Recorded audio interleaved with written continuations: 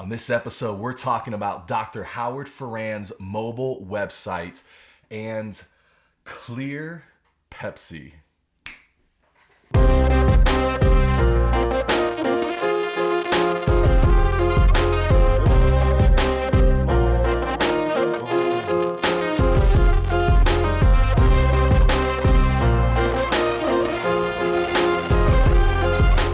Hey everybody, what's up and welcome to the 88 Dental Marketing Show.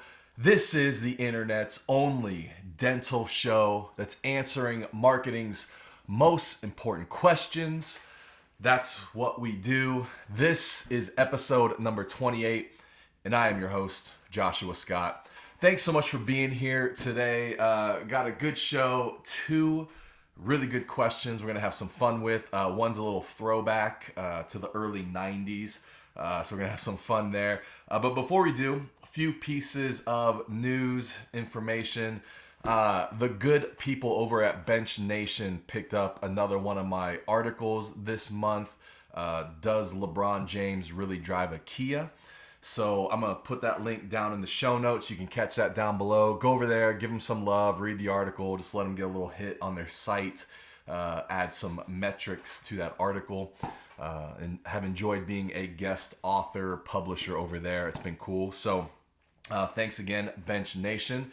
And then also this week, so we're in the first week of September, officially here, September 2015. And getting ready to come up on Labor Day weekend. But some new articles out. One of them just released this week called When Reviews Put You Out of Business. When Reviews Put You Out of Business. And it's based all around this Minnesota dentist who shot a lion on a safari and just what it's done to his practice. And so really interesting current events. Again, that's down below in the show notes. Take a look at that. Tell me what you think. Is it right, wrong? I mean, what are your thoughts there? And then a couple other pieces of news. I had the real privilege of being interviewed by Dr. Howard Ferran last week on the Dental Town podcast. Not exactly sure when that's going to be up, but as soon as it is, you guys will be the first to hear about it. I'll shoot you that link for sure. And also, this week, I've got a busy week in and out of some client offices, but we're going to take this show on the road. I've got 2 episodes. We're going to shoot 2 episodes this week on location in different practices. And we're going to kind of flip the script a little bit. Instead of you guys asking me questions, I'm going to be asking some of our clients questions and just kind of getting their perspective on marketing overall and just with their practice and their approach and their experience with it, the good, the bad, and all that.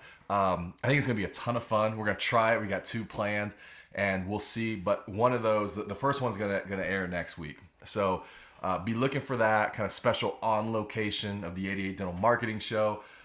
We are stoked about that. And so that's it. Fun week, exciting week, lots of things going on. But now let's get to some questions. Our first question is from Dr. Howard Ferran.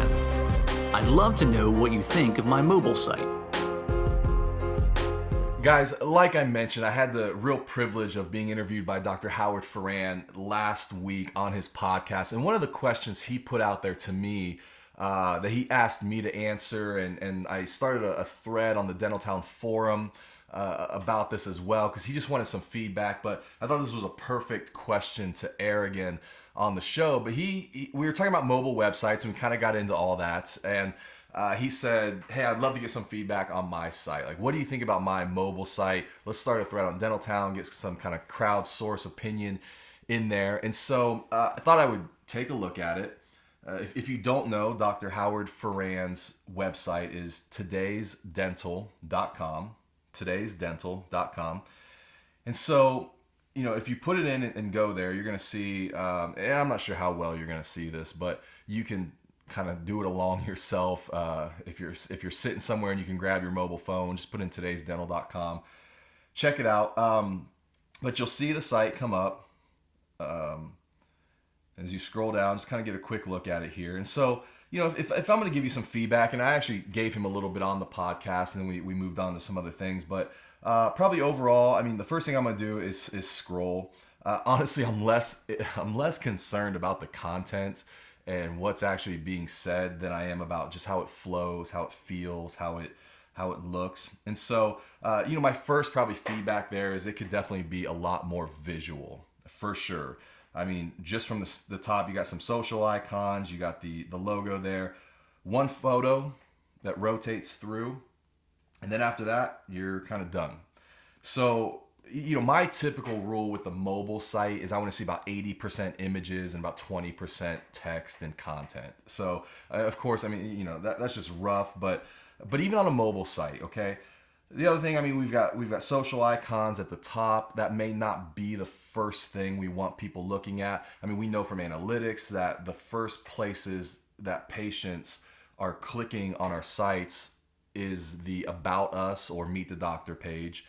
They want to know about the new patient experience or new patient appointment, and then contact. And so, just right from the top, I don't have much of that there.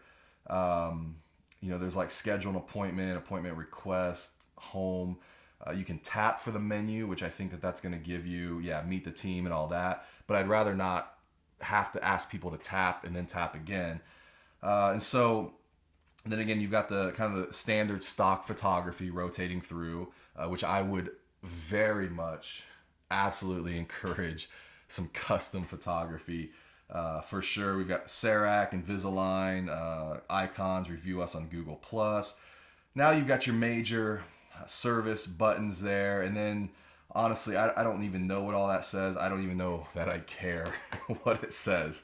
So, and then let me just pull it up on the iPad here. It definitely looks better on the iPad. It's going to function more like it feels like a real site. Again, logo at the top with the social icons. And you can see now how the mobile architecture works. They're just squeezing that top. And when you squeeze the top, those social icons just stay there. In fact, they go above the logo because that's how they are on the site. And then you go down and scroll down some more, a little contact area. So, I mean, overall, my suggestions for the site are probably pretty straightforward.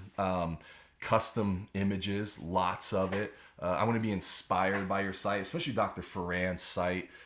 Such an opportunity to lead the industry in that I think an inspiring site about, I mean, gosh, the story there, Dr. Ferran, the story around your practice and what you've done with your career is amazing. And so there's such an opportunity for your website to tell that story, to lead patients kind of through a little bit of that story. It would be epic. It's epic. All right. But yeah, I mean, that's it overall. And I would probably prioritize more of what patients are looking for, again, like meeting you, who you are, who you look like, what that new patient experience is like, what they can expect, all that. But honestly, what we see from this, before we jump off this question, because this is classic mobile websites circa 2015, okay? And what I mean by that is there are sites that are mobile friendly, that work on mobile, and then there are sites that are designed for mobile, okay? And so what we're seeing here is a site that works on mobile. We took a website so follow me here. We took a website that was designed for desktop and we converted it to mobile, okay? That's the majority of the cases right now. What we're gonna see here in the future, we're seeing it now, we do that, but in the future you're gonna see it more and more. Websites are going to be designed for mobile and they're gonna make them fit to desktop. And so that's where we're going. I mean, honestly, if the majority of users are accessing sites on mobile devices, why are we still designing them on a desktop computer? And so some of that it's gonna flip. And so my criticism here is it's not a site that's designed for mobile. It was designed for desktop and it's being made to fit into mobile. And so I think we could do a better job there. And overall, I think that's a challenge that we're all going to be looking at in this next 3, 4, 5 years as the mobile usage just begins to take off and leave desktop behind in the dust. Our second question comes from Anita. If terrible marketing still yields some success, why can wonderful marketing fail? For example, Clear Pepsi. Dang, Anita, bringing back some 80s culture up on the 88 show. It's funny because Clear Pepsi or Crystal Pepsi is what it was called. It very much feels 80s. Like, that's weird. It came out in 92. And so, I mean, it's kind of right on the bubble there. And honestly, I mean, 80s culture could have kind of went into the early 90s. But I mean, as I'm sitting here thinking about it, Clear Pepsi or Crystal Pepsi, I would have sworn it was in the 80s. And so I love your question. Thanks so much for bringing that on the show. It's awesome. So the question is, like, if you're kind of like challenging the supposition that there's no, like, even bad press is good press. There's no such thing as bad press. But if that's the case, then why did Clear Pepsi or Crystal Pepsi fail? Because obviously there's so many millions of dollars behind it and was a good launch or whatever, good marketing money behind it. So that's super interesting. I think, I think if we're looking at this and we all remember that Clear Pepsi, Crystal Pepsi, I think it probably failed for two reasons, right? So I think number one, it failed because it was just a bad product. I mean, in the end, I think it was just a bad product. Like, they were giving us something that looked like Sprite, but tasted like Coke. And so I think instantly from the start, consumers are confused. Like, what is this and why do I need it? And so Pepsi's attempt to get an angle on that and help explain it was it became the Pure Pepsi. And the whole commercial about additives and artificial ingredients and all that being left out. And at the end, so they took that approach to it. And at the end of the day, I think consumers still knew, like, that wasn't true. I mean, it's like you can make it clear, but if you're making a case of it being like healthy and pure, I think we just kind of saw through that. Like, there's no way that this is pure and healthy. And so I think we saw through it and it felt more like a science experiment. And then I think secondly, they really banked it on no caffeine. Like, it was clear of caffeine, free of caffeine, and all that. And I think at the end of the day, I just think American consumers, we don't care about caffeine that much. And I think the coffee industry has proven that. And I think there's all kinds of articles about whether or not, I mean, it's healthy or not or whatever. Natural forms of caffeine versus artificial, for sure.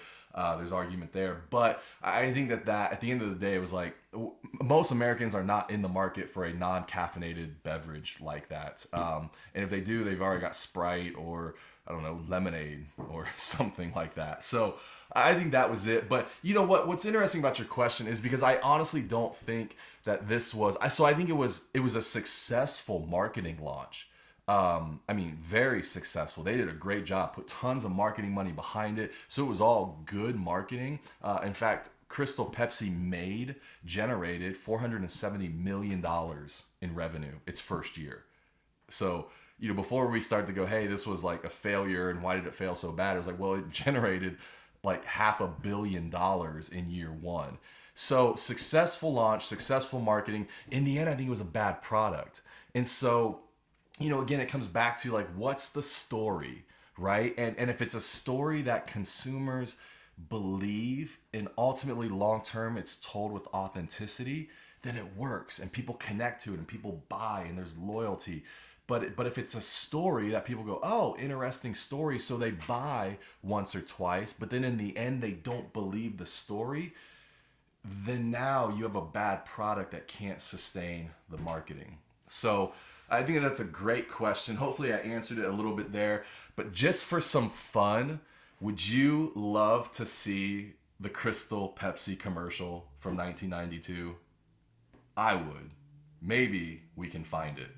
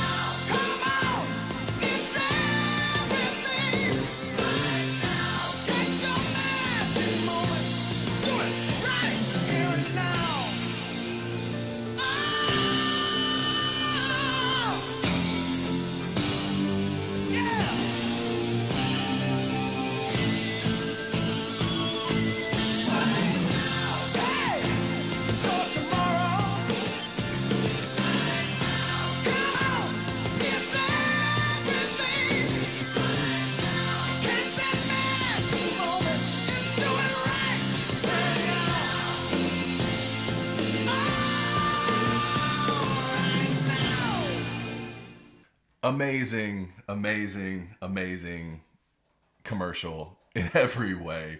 If you're listening to this on the podcast, it's worth just Googling that and watching it, or pick up the video version of the show. Check it out. But guys, that's it. Hey, question of the show. Do you have a mobile version of your website?